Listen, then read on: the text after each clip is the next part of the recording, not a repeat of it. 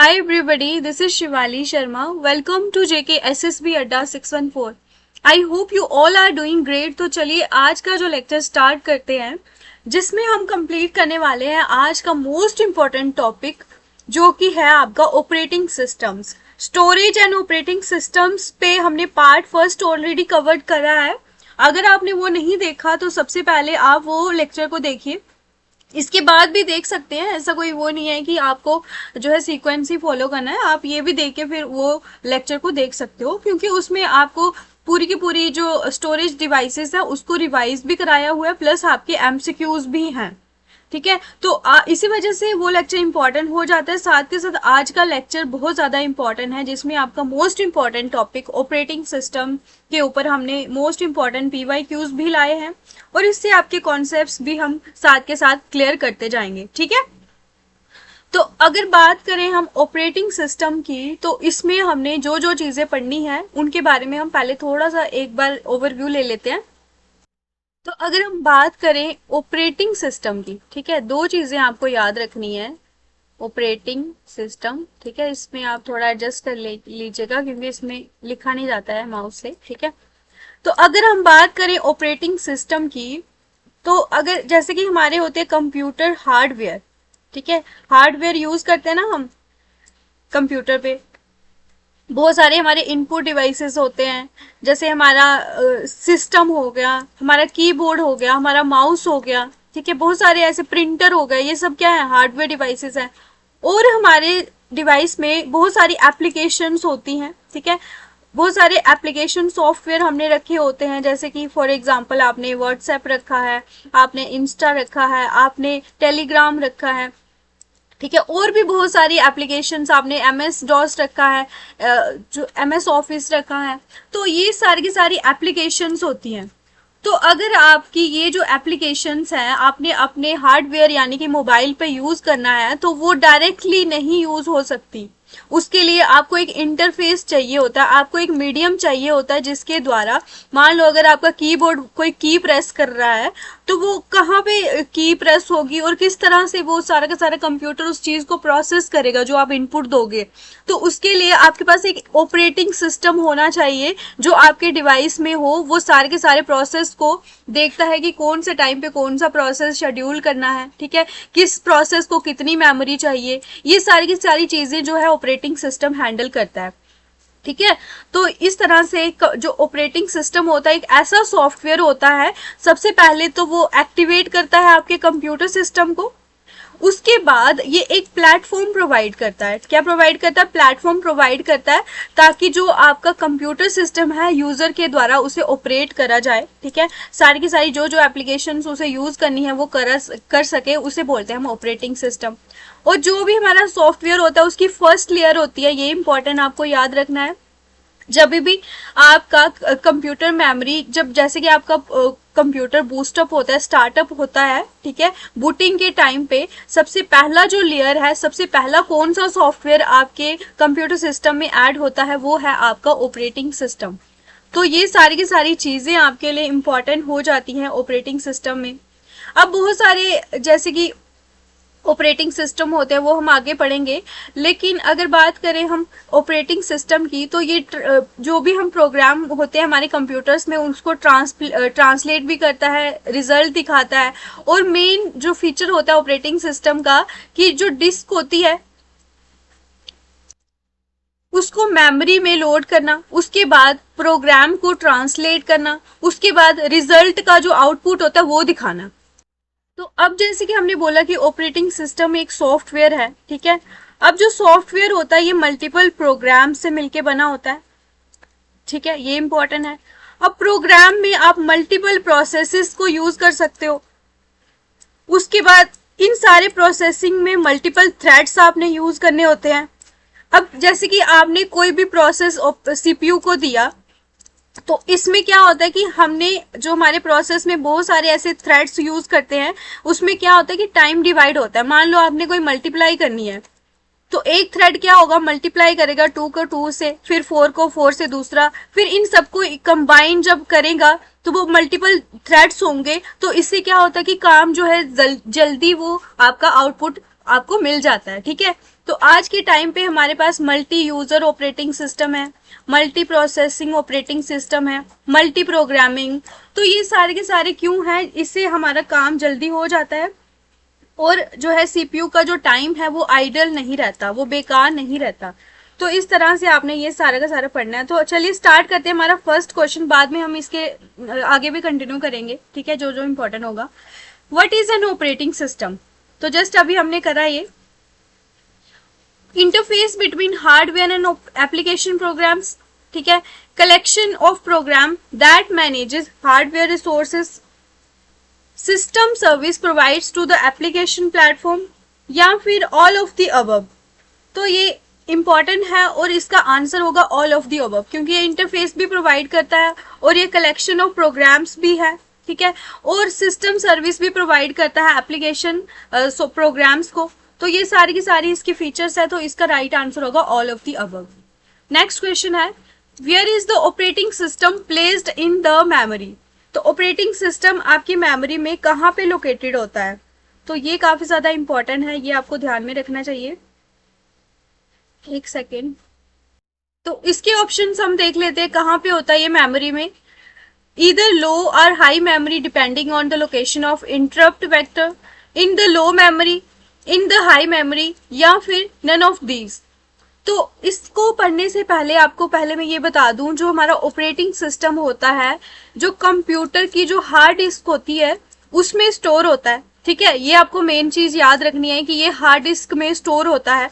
लेकिन ये क्या होता है कि जो कंप्यूटर की जो रैम होती है ना, रैंडम एक्सेस मेमोरी, जैसे ही कंप्यूटर स्टार्ट हो जाता है, बूटिंग होती है, तो उसके पहले ये जो रैम में क्या हो जाता है, पहले कॉपी हो जाता है, ठीक है, क्योंकि जो सबसे पहले आपको मैंने बताया था कि कौन सा प्रोग्राम कंप्यूटर सिस्टम में होता है, जब भी हम बूटिंग करते हैं तो वो आता है आपका लोड होता है ऑपरेटिंग सिस्टम, ठीक है, और जो हमारा बायोस होता है, बेसिक इनपुट आउटपुट सिस्टम, तो वो रिस्पॉन्सिबल होता है इस सिस्टम को आपके हार्ड डिस्क से रैम में लोड करने का। तो ये मेन चीज होती है।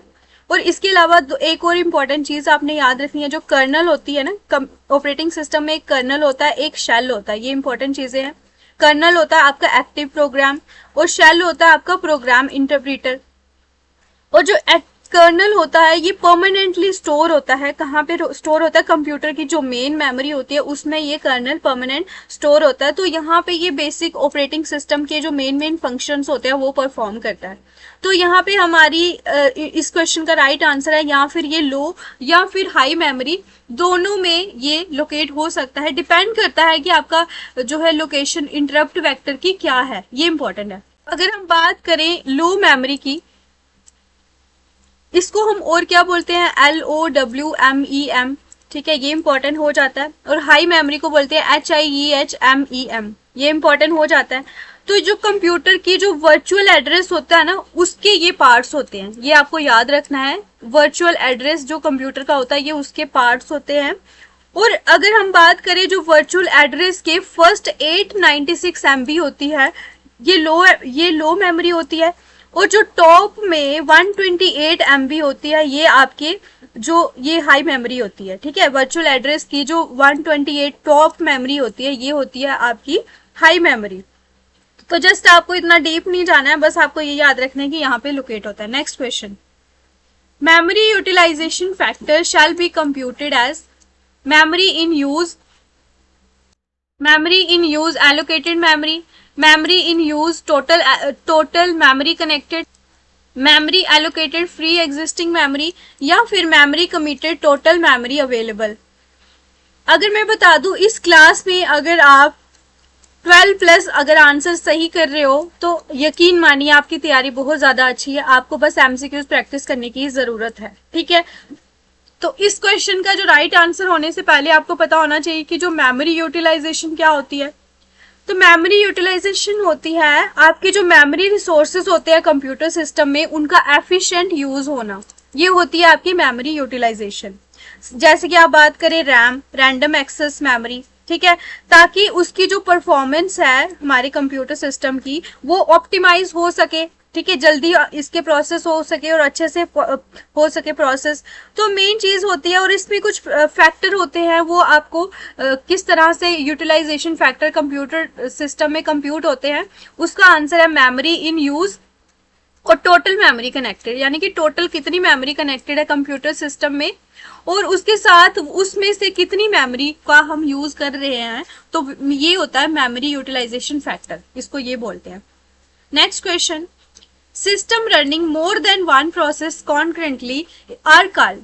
तो इसमें आप कंफ्यूज नहीं होगे, आपने ध्यान से पहले ये देखना है कि क्या क्वेश्चन पूछ रहे हैं आप, ठीक है। ये तीनों के तीनों ऑप्शंस आपको काफी ज्यादा कंफ्यूजिंग लगने वाले हैं, तो ध्यान से इसको पढ़ना है। सिस्टम रन कर रहा है एक से ज्यादा प्रोसेस, उस सिस्टम को क्या बोलते हैं, ठीक है।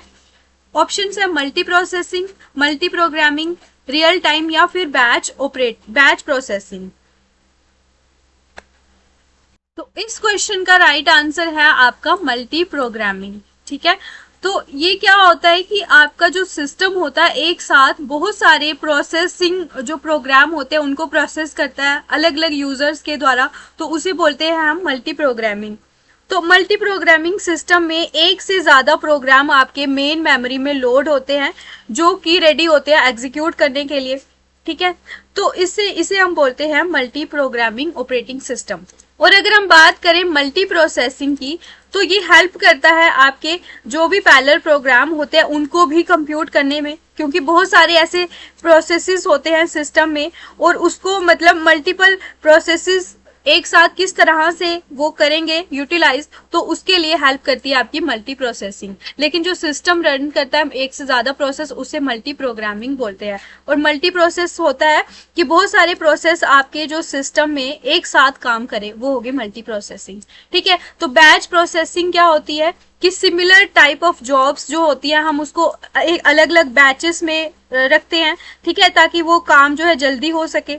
तो ये आपको चीजें मेन पता होनी चाहिए कि जैसे कि उसको हम अलग बहुत सारे जॉब्स हम असाइन करते हैं ऑपरेटिंग सिस्टम में, उनको एक साथ एज ए ग्रुप हम रखेंगे, ठीक है। तो ये सिस्टम किसके लिए रिस्पॉन्सिबल होता है कि जिस जॉब की प्रायोरिटी पहले है उसको शेड्यूल करना है, और प्रायोरिटी और जो भी उसको रिसोर्स चाहिए होता है प्रायोरिटी बेसिस पे उसको पहले हमने शेड्यूल करना है, ठीक है। तो इसकी एग्जांपल होती है बैच प्रोसेसिंग की यूनिक्स, ठीक है। ये इंपॉर्टेंट आपसे पूछ सकते हैं। और अगर हम बात करें रियल टाइम ऑपरेटिंग सिस्टम की, तो इसमें क्या होता है कि आपको पहले से एक टाइम पता होना चाहिए। तो ये सिस्टम उसके लिए डिजाइन होता है कि उस इवेंट के लिए एक प्री डिटरमिन्ड टाइम रखा होता है, तो ये सिस्टम उसको रिस्पॉन्ड करता है। तो जैसे कि आपके मिलिट्री एप्लीकेशंस होते हैं, इसमें क्या होता है कि आपको रियल टाइम पे डेटा चाहिए होता है, और आपकी जो जैसे कि फ्लाइट रिजर्वेशन सिस्टम होता है उसमें ये यूज होता है। और रियल टाइम ऑपरेटिंग सिस्टम की एग्जांपल है लाइनक्स। क्या है? लाइनक्स। एक होता है आपका hard real time operating system, एक होता है आपका सॉफ्ट, ठीक है। तो रियल टाइम ऑपरेटिंग सिस्टम में जितने भी टास्क अगर आपको स्पेसिफाइड टाइम लिमिट में चाहिए होते हैं कि आपको इसी टाइम पे ये काम कंप्लीट करना है, तो वो होते हैं आपके hard real time operating system. और अगर सॉफ्ट रियल टाइम की बात करें तो इसमें जरूरी नहीं है कि स्पेसिफाइड टाइम लिमिट्स में ही आपका टास्क कंप्लीट हो, तो ये चीजें आपको पढ़नी है। नेक्स्ट क्वेश्चन हम देखेंगे, which of the following operating system was first developed by Microsoft. सबसे पहला कौन सा ऑपरेटिंग सिस्टम माइक्रोसॉफ्ट के द्वारा डेवलप किया गया था? तो ये क्वेश्चन का राइट आंसर आपको पढ़ना है Windows ME, Windows NT, Windows 97, Windows XP, या फिर एमएस डॉस। तो इस क्वेश्चन का राइट आंसर बताइए। तो इस क्वेश्चन का राइट आंसर है माइक्रोसॉफ्ट डिस्क ऑपरेटिंग सिस्टम। तो माइक्रोसॉफ्ट ने पहला ये जो प्रोग्राम जो ऑपरेटिंग सिस्टम डेवलप करा था ये है, लेकिन सबसे पहला ऑपरेटिंग सिस्टम कौन सा था? वो जीमोस था, ठीक है। ये आपको याद रखना है, ये आपका 1950 में आया था IBM कंप्यूटर्स के लिए, ओके, ये याद रखना है। और अगर हम इसकी बात करें तो ये माइक्रोसॉफ्ट डिस्क ऑपरेटिंग सिस्टम कब आया था? 1981 में, ये याद रखना है। डेवलप किसने किया था? ये माइक्रोसॉफ्ट ने। और ये कमांड लाइन इंटरफेस था, इसमें आपको कमांड देनी पड़ती थी। अभी जैसे कि आपको पता है ग्राफिकल यूजर इंटरफेस होते हैं, ये यूजर के लिए मतलब एक होता है फ्रेंडली इन्वायरमेंट क्रिएट करते हैं कि आजकल जो है सारे के सारे मोबाइल फोन यूज कर सकते हैं ना, क्योंकि आपके पास ग्राफिकल यूजर इंटरफेस है। आपको कोई भी एप्लीकेशन होगी तो उसमें आपको सब कुछ लिखा हुआ मिलता है, आपने जस्ट क्लिक पे करना है, ठीक है, जस्ट एक क्लिक दूर होते हैं आप। लेकिन अगर कमांड लाइन इंटरफेस की बात करें तो यहाँ पे आपको कमांड याद रखनी पड़ती थी, जो कि बहुत ज्यादा मुश्किल होता था जो अगर किसी भी लेमैन को वो यूज करना, ठीक है। तो माइक्रोसॉफ्ट ने सबसे पहले कमांड लाइन इंटरफेस डेवलप किया था। तो ये वाइडली यूज होते थे आपके पर्सनल कंप्यूटर्स में, कब, 1980s में और अर्ली 1990s में, ठीक है। तो ये आपको याद रखना है। और ये सेम है जो बिल गेट्स ने अपना बिल गेट की कंपनी ने जो ऑपरेटिंग सिस्टम बनाया था आईबीएम्स के लिए, तो ये सेम वैसा ही है। तो बस आपको इसके बारे में इतना ही याद रखना है। नेक्स्ट क्वेश्चन देखेंगे। Dash provide process and memory management service that allow 2 और मोर टास्क, जॉब्स और प्रोग्राम टू रन साइमल्टेनियसली। तो ऐसे प्रोसेस को क्या बोलते हैं और मेमोरी मैनेजमेंट सर्विस को क्या बोला जाता है जो 2 या 2 से ज्यादा टास्क, जॉब या प्रोग्राम को एक साथ चलाने में जो है अलो करता है। ऑप्शंस देखेंगे हम। Multitasking, multi threading, multi processing या फिर मल्टी कंप्यूटिंग। तो इस क्वेश्चन का राइट आंसर है मल्टीटास्किंग, ठीक है। मल्टी प्रोग्रामिंग, मल्टी प्रोसेसिंग मैंने आपको बहुत सारे बता ही दिए ऑलरेडी।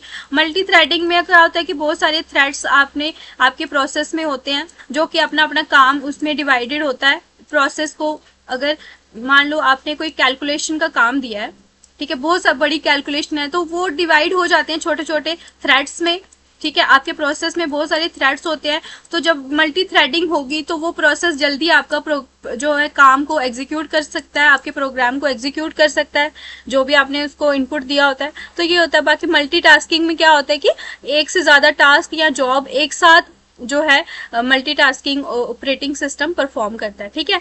नेक्स्ट क्वेश्चन है। Windows software was developed by company called. तो ये इंपॉर्टेंट है और इजी भी है, अभी मैंने बताया भी था। ऑप्शंस देखेंगे हम। माइक्रोसॉफ्ट कॉर्पोरेशन, आईबीएम, विप्रो या फिर एप्पल। तो विंडोज सॉफ्टवेयर किसने डेवलप किया था? Microsoft corporation. ये इंपॉर्टेंट याद रखना है आपको। Next question. The FCFS algorithm is particularly troublesome for. तो FCFS क्या होता है? फर्स्ट कम फर्स्ट सर्व, ठीक है। ये इंपॉर्टेंट आपको याद रखना है। और ये किसके लिए यूज होता है? ऑप्शंस देखेंगे हम।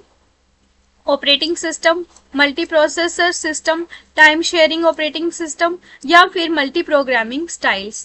तो ये है आपका टाइम शेयरिंग ऑपरेटिंग सिस्टम के लिए यूज होता है।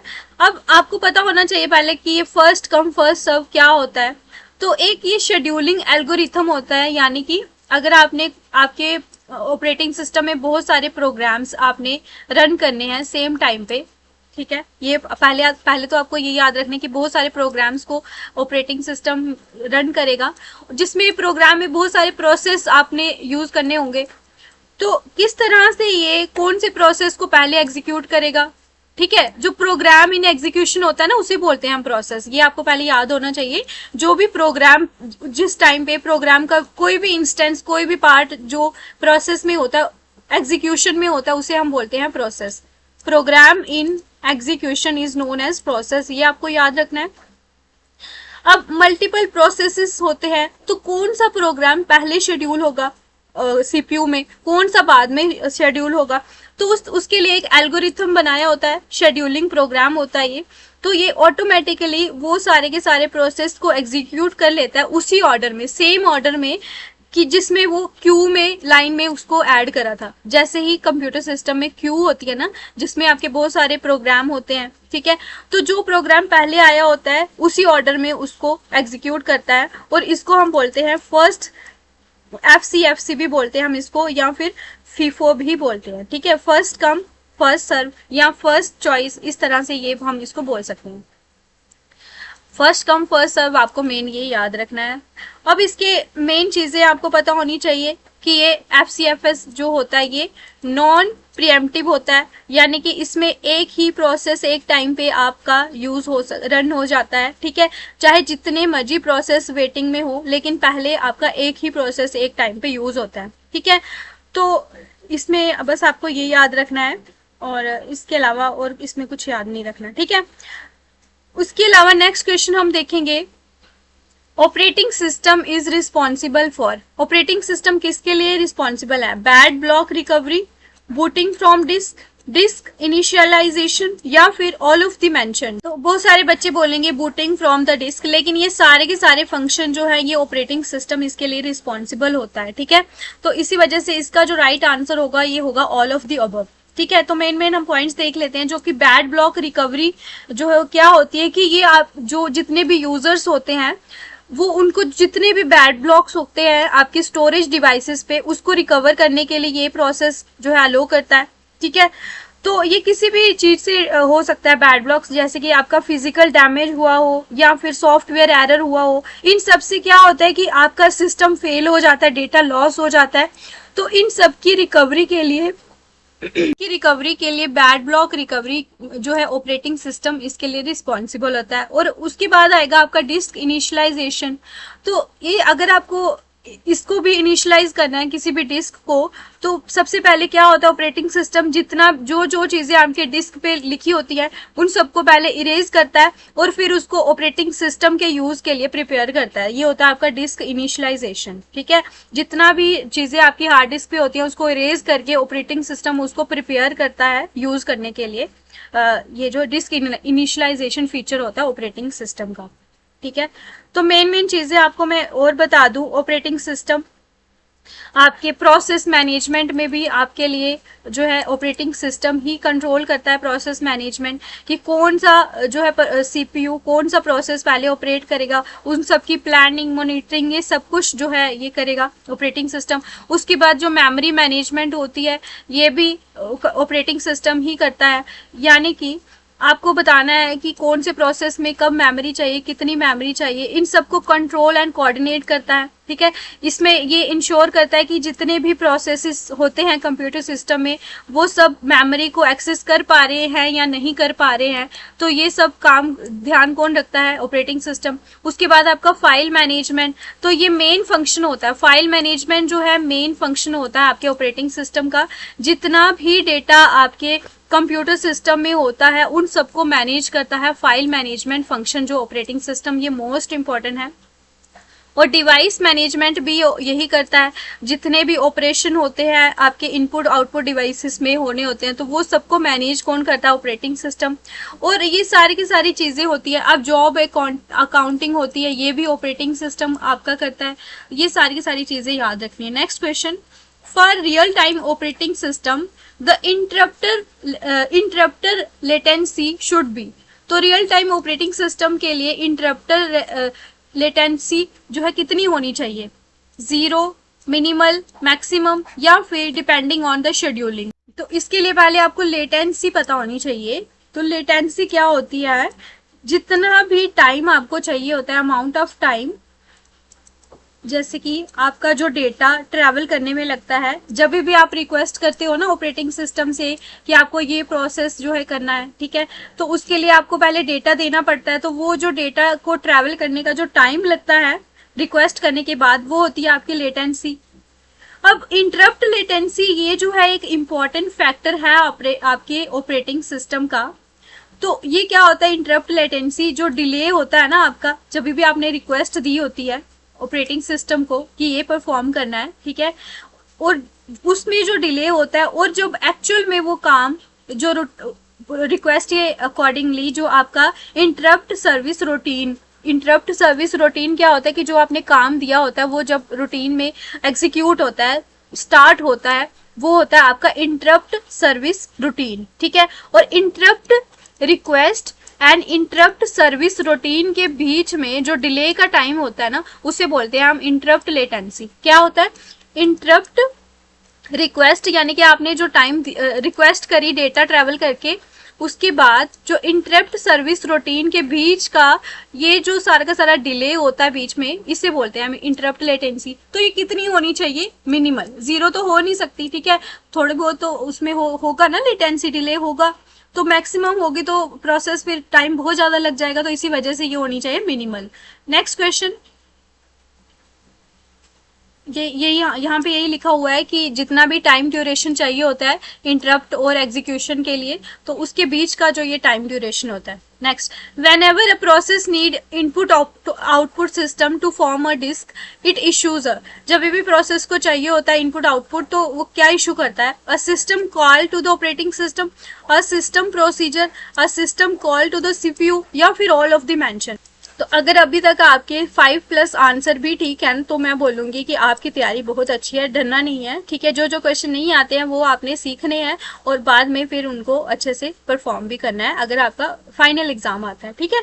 तो इसमें जो है जब भी प्रोसेस, ये इस क्वेश्चन का जो राइट आंसर है system call to the operating system, तो ये प्रोसेस क्या करता है? इशू करता है सिस्टम कॉल, किसको? ऑपरेटिंग सिस्टम को। तो कि हमें क्या चाहिए? इनपुट आउटपुट सिस्टम चाहिए, डिवाइस चाहिए, तो उसके लिए ये इशू करता है सिस्टम कॉल, ठीक है। ये इंपॉर्टेंट है। नेक्स्ट क्वेश्चन देखेंगे, which of the following is the main program of the Microsoft disk operating system. तो माइक्रोसॉफ्ट डिस्क ऑपरेटिंग सिस्टम का जो मेन प्रोग्राम वो क्या है, ये हम पढ़ेंगे। ऑप्शन इसके देख लेते हैं। Boot record, IDSYS, MS-DOS SYS, command.com, या फिर ऑल ऑफ दी अबव। तो सबसे पहले आपको MS-DOS के बारे में इंपॉर्टेंट चीजें बता दूं। 1980 में ये डेवलप हुआ था, लेकिन जब 1981 में क्या हुआ था कि पहली बार जो पीसी में जो ऑपरेटिंग सिस्टम रन किया गया था वो 1981 में किया गया था, ठीक है। ये इंपॉर्टेंट है। और ये जो इसके अलावा ये सिंगल यूजर ऑपरेटिंग सिस्टम है MS-DOS, ठीक है। और ये ओनली ऑपरेटिंग सिस्टम है जो कि आपकी मेन मेमोरी में लोड कर सकते थे, जिसको मतलब जो पहला ऑपरेटिंग सिस्टम है जो कि एक सिंगल डिस्क यूज करके आपकी मेन मेमोरी में जिसे हम लोड कर सकते थे, वो होता था आपका ये माइक्रोसॉफ्ट ऑपरेटिंग सिस्टम। और ये ओनली है, तो इसके ऊपर क्वेश्चन आ सकता है। और अगर बात करें MS-DOS की, तो इसके 4 प्रोग्राम्स होते हैं। इसमें आपको एक याद रखना है, सबसे पहला आ गया आपका बूट रिकॉर्ड, फिर आएगा आपका BIOS basic input output system, फिर आपका आएगा MS-DOS SYS प्रोग्राम, और आपका आएगा कमांड डॉट प्रोग्राम, ठीक है। बहुत सारे हैं तो अब इतना टाइम नहीं है, लेकिन मैं आपको ये बूट रिकॉर्ड के बारे में बता दूं। इसका मेन काम क्या होता है कि आपका ऑपरेटिंग सिस्टम मेन मेमोरी में लोड करवाना, तो ये होता था आपका बूट रिकॉर्ड सिस्टम का काम। तो ये मेन प्रोग्राम है ऑपरेटिंग सिस्टम का, ठीक है। बाकी बेसिक इनपुट आउटपुट सिस्टम ये क्या करता है? आपके हार्डवेयर एंड प्रोग्राम्स के बीच में इंटरफेस प्रोवाइड करता है। बस ये आपको चीजें याद रखनी है। नेक्स्ट क्वेश्चन हम देखेंगे, network operating system runs on. जो नेटवर्क ऑपरेटिंग सिस्टम किस पे रन होता है? ऑप्शन है every system in the network, server, both server and every system in the network, या फिर नन ऑफ द मेंशन। तो इस क्वेश्चन का राइट आंसर है both server and every system in the network, ठीक है। ये इसका राइट आंसर है। और जितने भी रिसोर्स होते हैं, ठीक है, उनको मैनेज करना, उनको कोऑर्डिनेट करना और सर्विसेज प्रोवाइड करना, ये सारा का सारा काम होता है। जैसे कि प्रिंटर शेयरिंग, ठीक है, फाइल एक्सेस, ये सारी की सारी चीजें करती है नेटवर्क ऑपरेटिंग सिस्टम। और ये एक कोर सिस्टम प्रोवाइड करता है आपके नेटवर्क ऑपरेटिंग सिस्टम आपके सर्वर को, ताकि वो ऑपरेट कर सके। उसके अलावा ये डेटा, जैसे कि डेटा होता है उसे मैनेज करना, यूजर मैनेज करना, सिक्योरिटी प्रोवाइड करना, एप्लीकेशन, या फिर जितने भी अदर नेटवर्किंग फंक्शन होते हैं, ये सब आपका नेटवर्क ऑपरेटिंग सिस्टम करता है। Next question, which process checks to ensure the components of the computer are operating and connected properly। तो कौन सा प्रोसेस ये चेक करता है कि जितने भी कंप्यूटर्स के कंपोनेंट है वो ऑपरेट कर रहे हैं और एक कनेक्ट हैं, प्रॉपरली कनेक्टेड है। ऑप्शंस बूटिंग, प्रोसेसिंग, सेविंग, या फिर एडिटिंग। तो ये काम भी आपका बूटिंग करता है। इसका ये मेन काम होता है ये इंश्योर करना कि सारे के सारे कंपोनेंट जो है ऑपरेट कर रहे हैं और कनेक्ट हो रहे हैं properly. Next question, which of the following refers to the means by which an operating system और any other program interact with the user. Options देख लेंगे। इसमें बताना है कि जिससे आपके ऑपरेटिंग सिस्टम या फिर दूसरा कोई प्रोग्राम इंटरेक्ट करता है, ये इसको हम क्या बोलते हैं? Program front end, program interface, user login, user interface, या फिर यूजर कंपैटिबिलिटी। तो ये होगा आपका यूजर इंटरफेस इसका ऑप्शन, ठीक है।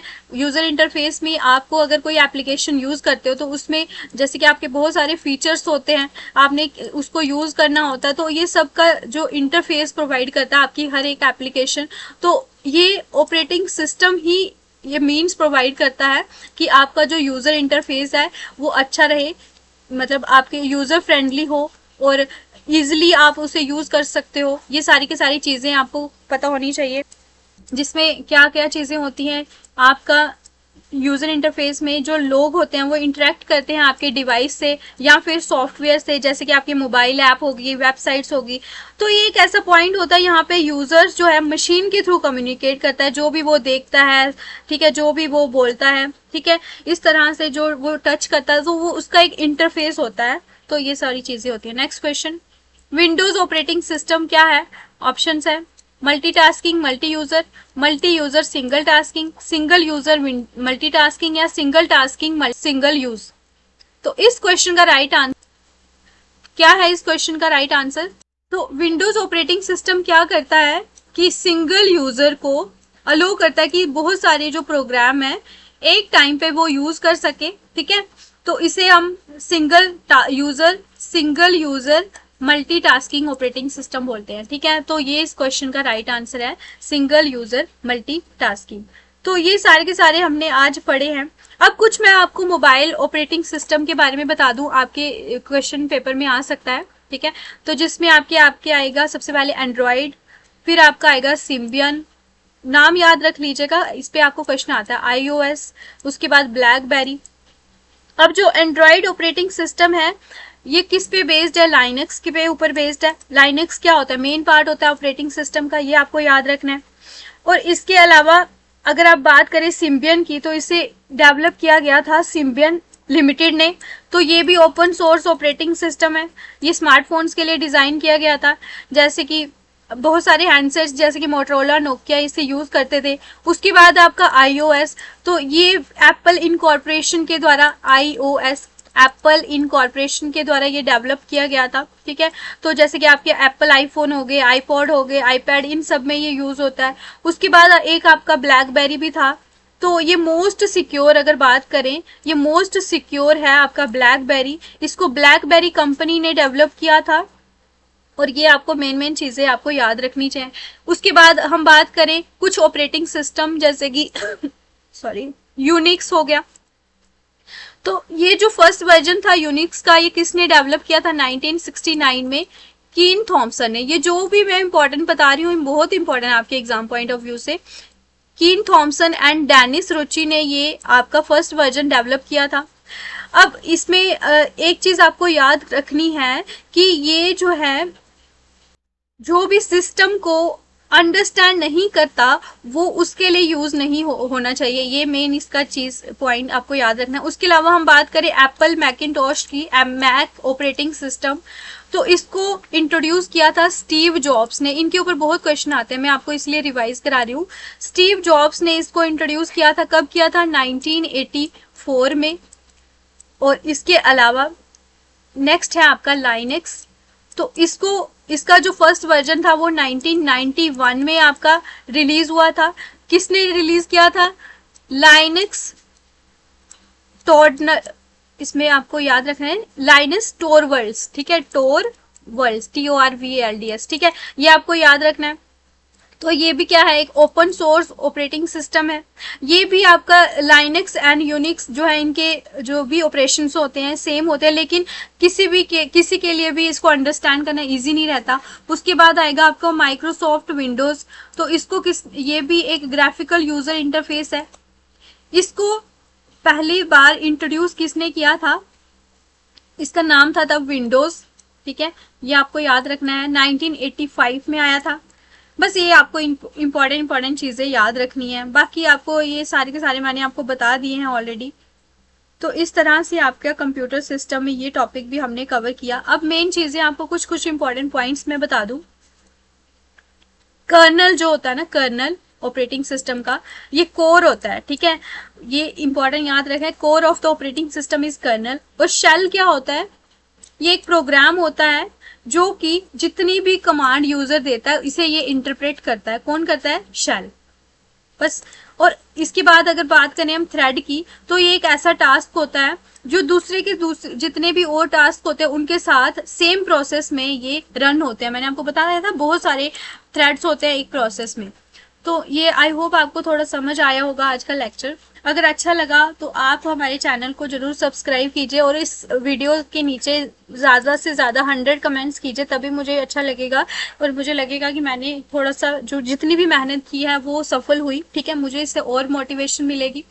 तो आप जो है यही कर सकते हो अगर आप चाहो। बाकी इसी तरह से आप जुड़ते रहिए डेली। आप 9:30 एंड 4 o'clock आपकी जीके एंड कंप्यूटर्स की क्लास के लिए आपकी रिवीजन कराई जा रही है, तो आपके लिए काफ़ी ज़्यादा बेनिफिशियल रहने वाली है ये क्लासेस। ठीक है, thanks for watching, do like share and comment. Thank you, मिलते हैं नेक्स्ट लेक्चर।